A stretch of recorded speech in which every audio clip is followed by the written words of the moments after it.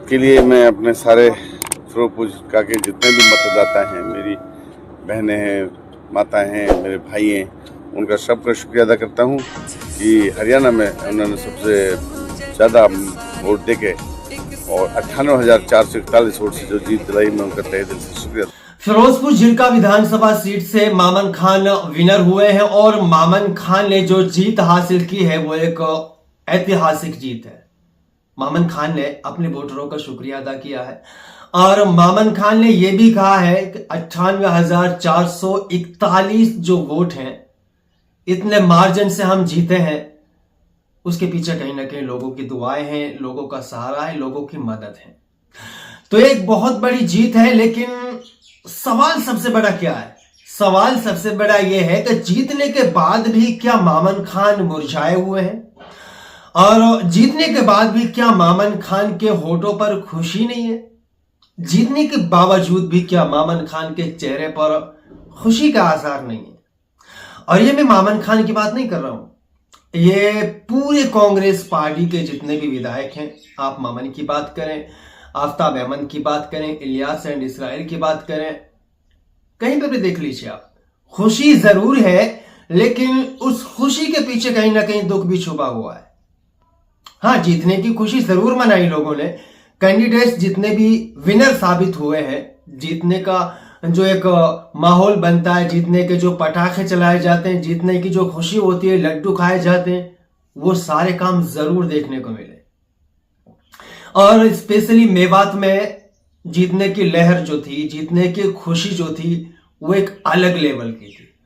लेकिन कहीं ना कहीं जीत के पीछे कुछ ऐसे लम्हे देखने को मिले, कुछ ऐसे आसार देखने को मिले, कुछ ऐसे सीन देखने को मिले जिनसे कहा जा सकता है कि मेवात के अंदर खुशी जरूर है, जीत जरूर हुई है, लेकिन माहौल सन्नाटा की तरह छाया हुआ है।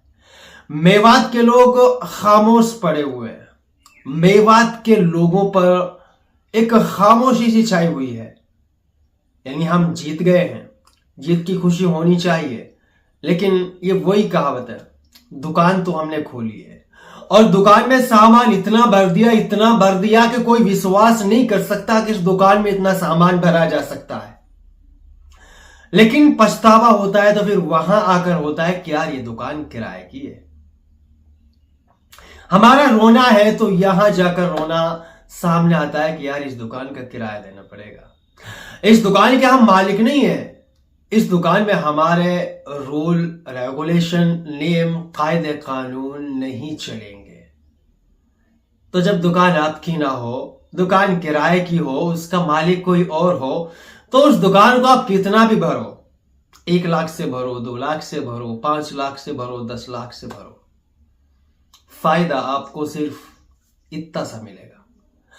तो यही एक मेन रीजन है। पूरे मेवात के लोगों के अंदर खुशी जरूर है, खुशी के पीछे एक बड़ा दर्द छुपा हुआ है। जब कैंडिडेट्स जीत रहे थे और जीतने की खबरें सामने आ रही थी, पटाखे चलाए जा रहे थे, जीतने की खुशी जरूर हो रही थी, लेकिन जैसे जैसे दिन ढल रहा था, शाम हो रही थी और वो खुशी कहीं ना कहीं आंसू में बदल रही थी। वो खुशी के पल कहीं ना कहीं दुख की तरफ बढ़ रहे थे। वो खुशी के जो सीन देखने को मिल रहे थे, जो एक खुशी देखने को मिल रही थी, लोगों के अंदर एक जज्बा देखने को मिल रहा था, शाम होते होते वो सारी खुशी एक दुख में बदल गई। शाम होने से पहले वो सारे खुशी के माहौल जो थे, सारे डीजे बजाना और एक दूसरे से प्यार से खुशी में मुलाकात करना, ये सारी चीजें पूरी मेवात के अंदर बदल चुकी। हाँ, सबका जो खुशी का माहौल था वो दुख में बदल गया। ये सिर्फ एक ही रीजन है इसके पीछे, आप जीत गए हैं लेकिन आप जीत कर भी हार गए हैं। ये मेवात के अंदर एक टॉपिक ट्रेंड भी चल रहा है कि हम जीते जरूर हैं लेकिन हम जीत कर भी हार गए हैं, और हम हारे हैं तो सिर्फ सरकार से हारे हैं, सरकार की वजह से हारे हैं। हाँ, अगर आप जानते हैं यार, अगर आपका कैंडिडेट भी जीत जाता है और उसके प्रति आपकी सरकार भी आ जाती है, तो फिर आप सोने पे सुहागा इसे कह सकते हैं। आप दसमन के हैं और आप पावरफुल हैं।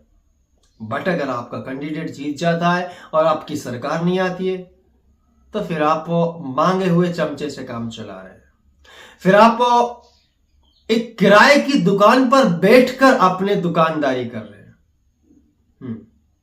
ये वही चीज है, मांगी हुई चीज पर दातार बनना, मांगी हुई चीज पर मालिक बनना और मांगी हुई चीज को लेकर किसी दूसरे को धौंस दिखाना।